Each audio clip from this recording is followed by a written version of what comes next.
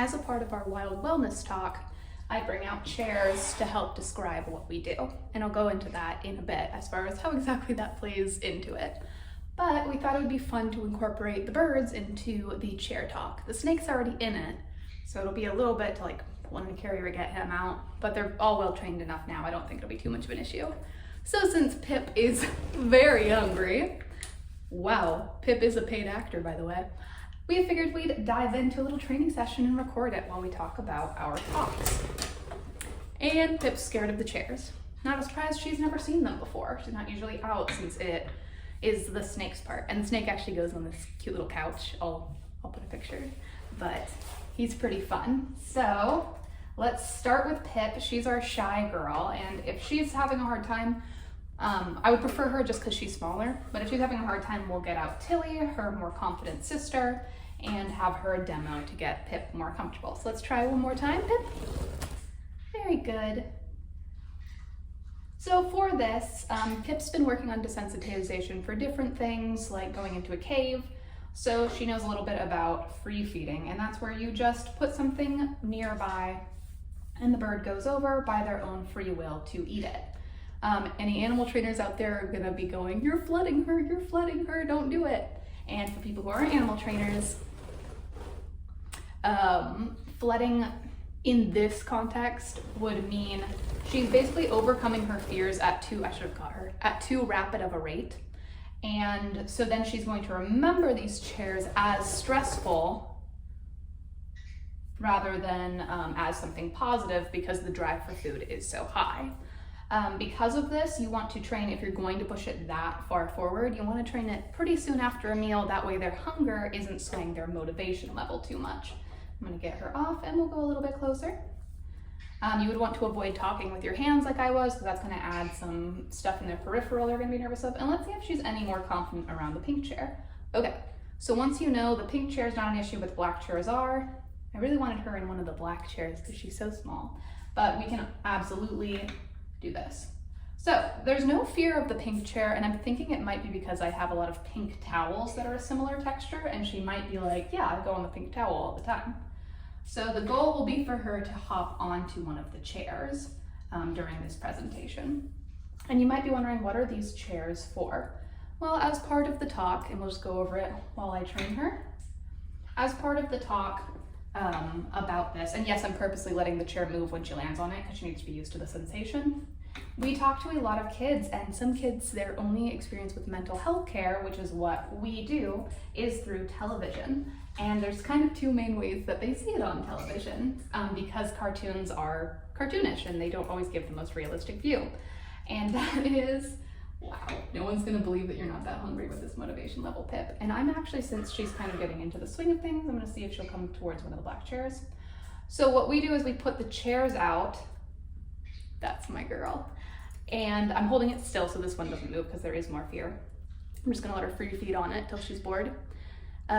Is either it'll be a group therapy session, and so that's where the folding chairs come into play, and people will be just sharing their feelings in a group setting, or it'll be on a couch where the main character is laid out talking to a therapist, and that's when the snake comes out to lay on his couch.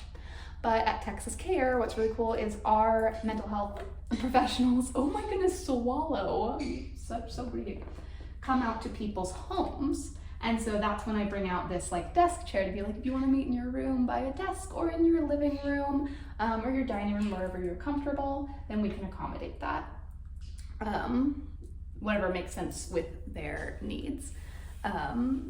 So that's kind of the idea of the part of the chairs. It's a visual way for us to explain our services. Because as you know, with people, especially kids, if I was just like, here's what we do in mental health, it's not very attention grabbing. It kind of just goes over their head. And mine too, to be honest. So the chairs are kind of visual, but because it is a wild wellness talk, we were like, wouldn't it be better if we incorporated the animal? You're such a cheater. The animals into the talk as well. And that's what this training is for. So I think Pip has overcome her fear for today, but let's go ahead and get out Tilly, because if there's ever a day where Pip is feeling unwell or just not feeling like working, we can always sub out the birds and they can take over each other's parts in it. Thank you. Matilda prefers walnuts over seeds, so let's see if she wants to come over and work. Tilly, come on. She's running, you gotta fly. That's faster. Good job. Here's Matilda. Now already Matilda's giving me some body language that says, I have noticed the chairs and I'm not impressed. They're not usually on the table, Mom. And yeah, usually what's on the table is nothing or dishes for eating. But we can see how Matilda's feeling about the pink. Aw, and she's just leaning over it, she's not stepping up. That's totally allowed, we don't need her to step up. And if you can hear chirping in the background, that's Pip saying, I would still like to work. Always leave them wanting more. You don't have to if you don't want to. Our training is permission-based, I should add, if you've never seen us before. So with the animals, the birds and the snakes, they can opt out at any time. They don't have to perform and they don't have to meet anyone they don't want to. But if they choose not to, they don't get a reward.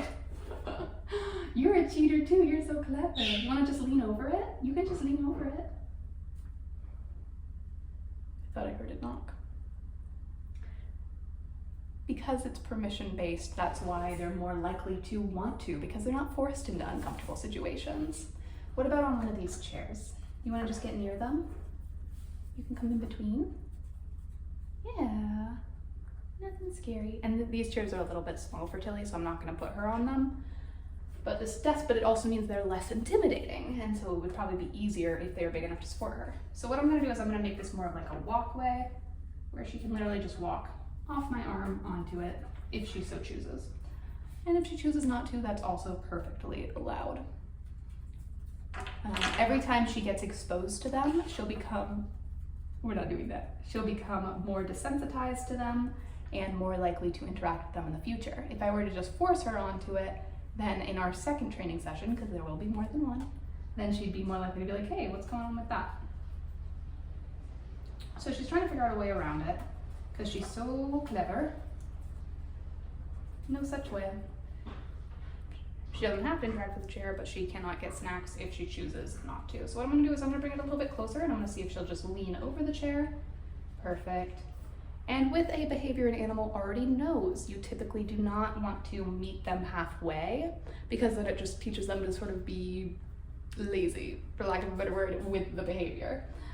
With this, she doesn't know it and she's nervous, so I'll meet her halfway for as long as she needs, and so far there hasn't been an object yet that we haven't been able to desensitize her using this method. It just might go slower than some people would prefer. But right now, there's no rush. And even if there was, we tell everybody we partner with that the animals come first. If an animal doesn't want to work that way, another animal will sub in and they just don't come in. And that has never happened before, but it is always a possibility. To learn more about Texas Care and our services and our wild wellness talk, please reach out to South Wayside, she dropped something, South Wayside at texascarecenter.com to see how they can have us out. I promise with their known behaviors, the animals are more impressive than they were in this video, but when we're learning something new, we can't guarantee it. See you soon if you're in the Fort Worth area.